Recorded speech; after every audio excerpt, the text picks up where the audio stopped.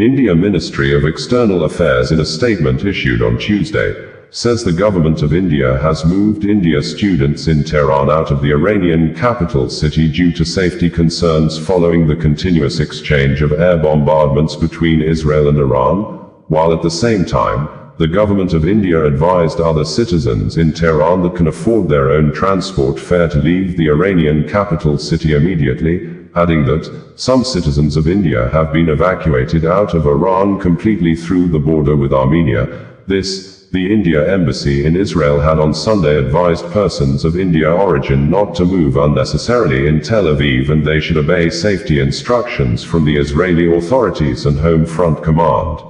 According to the India Ministry of External Affairs, Indian students in Tehran have been moved out of the city for reasons of safety, through arrangements made by the embassy.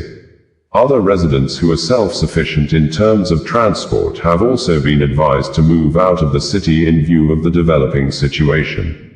Separately, some Indians have been facilitated to leave Iran through the border with Armenia. The embassy remains continuously in touch with the community with a view to extending all feasible assistance. Further advisories may be issued given the fluid situation, the India Ministry of External Affairs stated. Also, India Embassy in Iran issued a strong advisory urging its citizens and persons of Indian origin, PIOs, in Tehran to evacuate the city immediately due to intensifying Israeli strikes. All Indian nationals and PIOs who can move out of Tehran using their own resources are advised to move to a safe location outside the city, the Indian Embassy in Tehran said on Tuesday. The embassy also urged those who haven't registered with the mission to do so without delay. All Indian nationals who are in Tehran and not in touch with the embassy are requested to contact the Embassy of India in Tehran immediately and provide their location and contact numbers, the statement added. 3 emergency helplines were provided for assistance: +98 9010144557, +98 9128109115, and +98 9,128,109,109. The Embassy of India in Israel on Sunday stated that the Embassy of India in Tel Aviv is in touch with members of the Indian community in Israel, including caregivers, workers, students, businessmen and tourist groups. All necessary measures are being taken to ensure their safety and well-being. Embassy continues to monitor the situation closely and is in regular touch with the Israeli authorities. Telephone, +972 5475207111 or +972 5432788392. Email, cons1.telaviv@mayor.gov.in. As you know, national emergency announced by the government of Israel is in place. Airspace is closed. All Indian nationals are once again advised to stay vigilant, strictly avoid any unnecessary movement and adhere to the safety protocols as advised by the Israeli authorities and Home Front Command. Safety and security of Indian nationals is most paramount for us.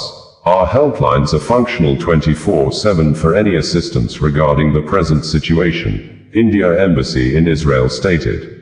We had reported that the ongoing military campaigns between Israel and Iran on Monday did not spare journalists as the Islamic Republic of Iran Broadcasting, IRIB building in Tehran was hit by Israeli missile, with the Israel Defense Forces, IDF, saying that the media was one of the Israeli military targets to block the military communications of Iran armed forces, which the Iran armed forces immediately retaliated with ballistic missiles fired into Israel, and IDF in a statement issued late hours on Monday confirmed that millions of Israeli residents are currently running into bomb shelters with air raid sirens sounding across several places in Israel.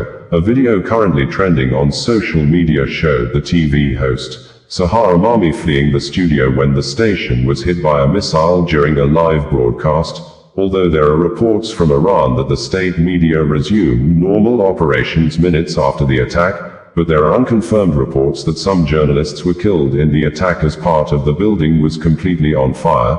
This international news agency Reuters put the total deaths recorded so far since the war began on Friday at 248, quoting Iranian source of Iran suffering 224 deaths, and Israeli source saying Israel has recorded 24 deaths. We had reported that not less than 100 persons, mostly civilians, have been confirmed dead less than 48 hours since, on Friday early morning night, Israel and Iran began new massive waves of offensive military campaigns that have forced commercial airplanes to avoid the troubled Middle East airspace as the two countries fly missiles of mass destruction in the air corridors, with local media confirming Iran ballistic missile killed 10 persons and injured more than 20 others at a single building struck at Bat Yam city in Israel as the angry Iranian soldiers launched a massive, all-night continuous air bombardments campaign against the state of Israel that earlier on Friday began the new offensive military campaign when it flew fighter jets to strike Iranian military homes, nuclear weapon facilities, killing Iran nuclear weapons scientists, military leaders including Iranian Chief of Staff and Commander of the Islamic Revolutionary Guards Corps, IRGC, alongside almost 60 civilian death casualties. This, President Donald Trump of the United States, U.S. in a statement issued on Friday shortly after Israeli attack via his personal verified social media handle on his own Truth social media platform, praised and boasted about the military strength and capability of Israel, saying, "Things will only get worse for Iran because he gave them a chance to make a deal but they ignored the chance," adding with some level of mockery that the Iranian hardliners who spoke bravely are now dead as a result of the Israel attack on Iran, saying with emphasis that the U.S. produces the best lethal military equipments anywhere in the world, and Israel already has a lot of the U.S. military leather equipments, adding that Israel knows how to use the weapons and more will be giving to them. And in another statement issued also through the Truth social media platform on Saturday shortly after the unprecedented military parades to mark the 250th anniversary of the founding of the United States Army, President Donald Trump threatened to unleash the full strength and might of the U.S. armed forces to attack Iran at a level never seen before if Iran dare attack U.S. in any way, shape or form, claiming that the U.S. had nothing to do with the Israeli attack on Iran. Reacting earlier, Iran's Supreme Leader, Imam Saeed Ali Khamenei, said Iran will retaliate Israeli attack with a strong response of no mercy, just as Iranian President Masoud Pezeshkian said Israeli attack on Tehran on Friday killed military commanders, nuclear scientists, women and children, while wishing President Donald Trump and U.S. armed forces happy birthday on Saturday. Israel Prime Minister Benjamin Netanyahu alleged that Iran made an attempt to assassinate President Donald Trump twice, adding that Israel attacked the military and nuclear facilities in Tehran on Friday because Iran was building intercontinental nuclear weapons that could be used to destroy Israel and any other country in the world.